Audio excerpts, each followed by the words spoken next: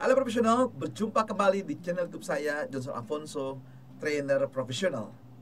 Dalam serial video training tentang strategic marketing, saat ini saya akan sharing mengenai strategic marketing untuk pricing, untuk harga.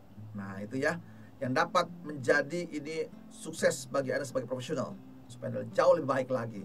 Tonton sampai selesai video ini, dan selalu ingat, sahabat sekalian, subscribe, klik loncengnya, beri tanda like, kasih komen positif, lalu share video ini kepada sahabat-sahabat Anda yang lain yang memerlukan video pelatihan seperti ini. Nah, tentu sahabat sekalian, bahwa strategi untuk mengenai pricing atau harga di sini saya kembangkan dari hasil diskusi-diskusi tanya jawab di kelas training saya secara online atau offline. Semoga video ini bisa menolong Anda, karena akan dibahas apa yang mesti dilakukan, tahapannya seperti apa, bagaimana strateginya, dan seperti itu sahabat sekalian. Mari kita saksikan video tentang pelatihan tersebut.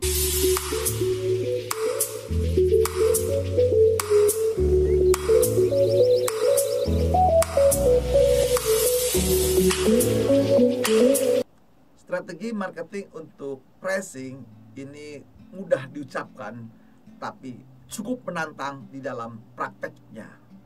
Nah, yang perlu kita pahami, apa saja sih strategi, tujuannya apa dalam strategi marketing ini. Tentu tujuannya ada sifatnya untuk bertahan hidup. Ya, bertahan hidup. Gimana kita bisa bertahan hidup dalam situasi krisis seperti ini? Ya, jadi buat harga, bertahan hidup. Yang kedua, bisa juga dalam rangka memaksimalkan laba atau profit kita. Itu strateginya ya, kedua tujuannya ya. Yang ketiga, dalam rangka memperbesar market share. Saya memperluas pasarnya, kan begitu ya, market share. Jadi tadi ada yang untuk market growth boleh, dan juga tapi kebanyakan untuk market share-nya di sini. Atau juga strategi harga ini dalam rangka melihat dari kualitas produk Anda. Ya. Yang berikutnya, strategi harga ini tentukan juga karena respon atau reaksi dari pesaing Anda. Nah, itulah berbagai tujuan-tujuan yang menjadi penting bagi kita dalam penentuan harga. Strategi harga itu yang sudah Anda ketahui kalau Anda melihat video-video saya sebelumnya dalam marketing mix, begitu ya. Bauran pemasaran, ada berapa variabel di dalam isinya ya. Jadi strategi bisa dikembangkan, yaitu menyangkut harga sendiri. Kemudian kedua, cara pembayaran, begitu ya. Cara pembayarannya, diskon-diskon yang Anda gunakan, strategi diskon, allowance yang Anda mau tampilkan, berikan, atau list price, credit term-nya, payment period. Nah, itulah berbagai nanti yang bisa Anda membuat strategi yang digunakan. Nah, tentu Anda waktu membuat strategi marketing ini khusus untuk pricing ini, jangan sembarangan, jangan langsung berubah begitu ya. Harus terlebih dahulu menggunakan suatu analisa yang baik, yaitu menggunakan BCG analisis untuk mengetahui produk secara perusahaan ada di mana dalam Anda berkompetisi dengan para kompetitor Anda. Apakah di dog atau di question mark atau di star atau di Cashco. Nah, itu dulu. Setelah Anda tahu di situ letaknya di mana, baru Anda kejar dengan SWOT analisis. SWOT itu mengatakan apa? Kekuatan, kelemahan, peluang hambatan Anda. Nah, disinilah Anda bekerja keras, semangat sini melakukan ini, gitu supaya Anda dapat, dan poin-poin itu kita analisis dengan baik. Jadi sekali lagi Anda harus kembangkan ya bagaimana strategi Anda supaya jauh lebih baik. Penentuan harga, jangan lupa sahabat sekalian ya, perhatikan baik-baik struktur dasar dari pasar di mana Anda masuk ke dalamnya. Nah, itu struktur pasar itu, kalau Anda memonopoli, berarti Anda hanya sendiri sebagai penjualnya, begitu ya. Tidak ada pesaing. Ya sudah, kalau begitu kan harga Anda menentukan, tinggal tergantung daya beli dari masyarakat. Kalau itu kebutuhan dasar pasti dibeli, kan begitu teman-teman sekalian ya. Jadi monopoli, kalau monopoli sudah enak banget, Anda bisa santai-santai gitu ya. Nah, yang kedua, kalau Anda pasar yang Anda masuki tadi, segmen targetnya adalah dia duopoli, berarti ada dua. Anda bisa bangun hubungan dengan lawan Anda, begitu ya. Mengatur harga, tapi bahaya sekarang mengatur harga juga ya. Ntar bisa kena peraturan mengenai persaingan, begitu ya. Jadi bisa mengatur. Nah, dua. Kalau sudah oligopoli, nah duopoli tadi 20, ada kemudian oligopoli. Oligopoli itu kurang lebih pesaing Anda jumlahnya 3 sampai 5, maksimum 5 ya. Udah 5. Berarti kita bisa bicara di situ ya, diskusi sama-sama, bisa juga saling mengatur, membuat namanya kartel gitu ya. Tapi udah nggak boleh lagi sama sekali ya. Itu bisa diskusikan. Jadi strategi pasarnya kalau oligopoli seperti itu. Lalu, nah yang keren ini kalau Anda masuk dalam persaingan sempurna, perfect competition. Nah kalau disinilah harga sangat kuat di dalam mempengaruhi pasar, mempengaruhi customer Anda. Jadi silakan Anda kembangkan di sini ya berbagai strategi. Nah sekarang kalau monopoli udah enak banget, duopoli apalagi bisa diatur semuanya, persaingan segitu aja ya karena memang sulit seperti itu. Ketiga, kalau sudah oligopoli masih bisa diatur, tapi juga sudah mulai juga menarik, harga pun ikut mempengaruhi. Dan yang terakhir adalah kalau sudah perfect competition, itu menjadi semangat bagi kita profesional di bidang marketing karena persaingannya jumlahnya lebih dari 5 dan bahkan banyak sahabat sekalian. Jadi harga turut mempengaruhi di sini dalam kompetisi Anda. Ya, harga. Apa saja yang mempengaruhi harga? Tadi sudah jelas ya. Tergantung pasarnya. Ada monopoli nggak usah pusing. Duopoli, mulai agak bersaing, ada pesaing. Ketiga, oligopoli. Ya, sudah lebih seru lagi persaingannya. Tapi paling seru adalah kalau pasar Anda, struktur pasar adalah perfect competition. Nah, itu ya menjadi menarik. Yang berikut yang pengaruh harga juga tergantung sumber dana Anda. Sumber dana Anda itu ya dari bank pinjamannya seperti apa, itu mempengaruhi nanti dari struktur harga Anda. Begitu ya sahabat sekalian. Nah itu ya struktur harga mempengaruhi. Kemudian juga kebijakan pemerintah. Pemerintah sering menetapkan harga standar begitu ya.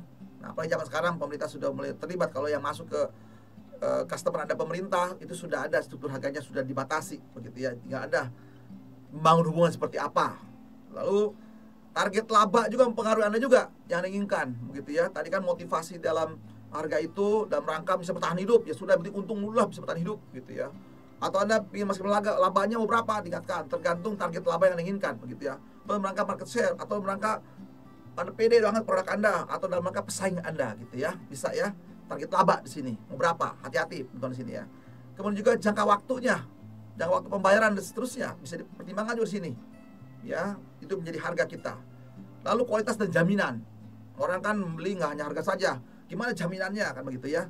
Harga salah satunya kan begitu ya. Makanya kalau customer membeli itu kan bukan membeli harga sebenarnya, membeli total value dari produk Anda.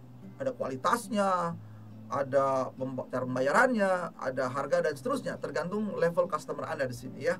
Jadi jangan terlalu terfokus dengan harga saja, tapi bermain dengan value Anda. Lalu kemudian juga harga juga dipengaruhi oleh reputasi Anda. Anda sudah lama, service bagus, image-nya sudah bagus sekali. Sudah, harganya sudah pasti tentukan dengan harga sudah barang branded gitu kan ya. Atau dipengaruhi juga oleh produk yang kompetitif, sangat bersaing begitu ya, sahabat sekalian.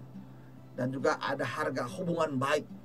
Jadi harga karena hubungan baik, pertemanan, persaudaraan, harga persaudaraan, harga persahabatan, harga rekanan, seterusnya. Nah, bisa dihubungkan di situ ya harganya. Jadi faktornya banyak sekali. Lalu jaminan pihak ketiga, nah itu juga dipengaruhi juga kan sahabat kalian ya. Nah itu beberapa poin-poin yang pengaruhi besar kecilnya harga Anda. Jadi nggak boleh sembarangan dasar harga itu hanya satu karena ingin untung besar saja sekalian. Lalu kemudian penentuan juga yang lain secara teknis juga adalah total biaya dana Anda ya, cost of fund ketika Anda mengadakan produk tersebut. Nah, pinjaman murah tentu Anda bisa membuat atau menjual dengan harga yang relatif kompetitif gitu ya. Kalau ada sumber dana yang mahal ya sudah pasti susah jualan juga karena Anda nggak bisa jual rugi kan begitu ya. Lalu harga penentu juga tadi ya, harga yang diinginkan berapa. Kemudian cadangan risiko kreditnya macet seperti apa, pengaruh banyak situ teman-teman ya. Lalu kemudian biaya operasional Anda, nah itu harga mempengaruhi juga. Lalu juga yang sifatnya pajak ya, teman-teman, itu jadi penentu harga di situ. Nah disinilah nanti Anda mengembangkan berbagai strategi dalam penentuan harga. Jadi enggak sederhana dalam penentuan harga, teman sekalian. Jadi pertimbangkan semua aspek. Tadi jangan lupa mulai dengan suatu analisa yang baik.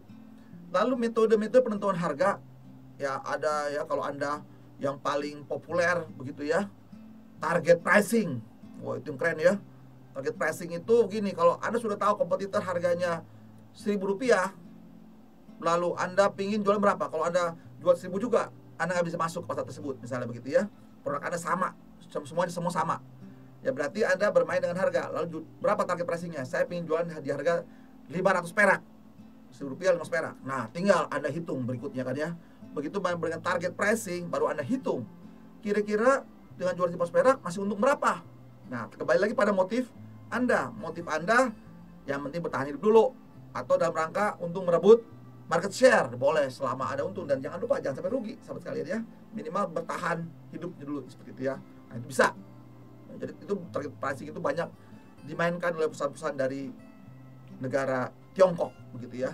Makanya susah menghadapi mereka gitu ya. Tapi kita bisa kalau juga strategi tersebut, asal semua dihitung. Yang berikutnya adalah harga juga, karena memang Anda melakukan diskriminasi pelanggan Anda. Kalau di Jawa harga sekian, kalau di Sumatera sekian, itu bisa juga menggunakan diskriminasi harga, bisa beda-beda kan begitu ya.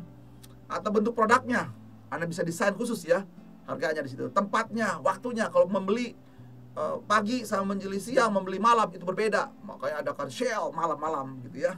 Nah, harga silakan ya, menentukan harganya bisa sesuai dengan waktu dan sebagainya. Musimnya murah, kalau kita ada musim mahal, dan seterusnya, relatif mahal sini ya. Lalu kemudian juga bisa juga menggunakan strategi berdasarkan produk baru, market scheme price atau market penetration price, dikembangkan di sini ya. Nah, berikutnya juga menggunakan penetapan harga berdasarkan cost plus pricing gitu ya, teman sekalian ya. Nah, yang tradisional adalah teman sekalian yang menggunakan metode markup atau berdasarkan break even point, yang belum dapat lalu markup sedikit lah gitu ya, atau marginal pricing atau perceived value pricing. Nah, itu teman-teman sekalian berbagai metode dalam penentuan harga. Tapi teman-teman sekalian, jangan Anda langsung banyak mengeluh soal harga. Perhatikan baik-baik. Jadi ada banyak variabel penentu dari harga. Sebagai profesional bidang marketing, jangan cepat mengeluh. Analisa dulu, lalu berikan argumentasi, lalu usulkan kepada perusahaan apa strategi Anda dalam penentuan harga tersebut. Pikirkan dengan baik-baik. Semoga video ini bermanfaat bagi sahabat sekalian. Dan saksikan video-video saya lainnya supaya Anda terus meningkatkan kompetensi Anda dan berkembang baik. Semoga bermanfaat dan Anda sukses dalam menjalankan profesi Anda. God bless you.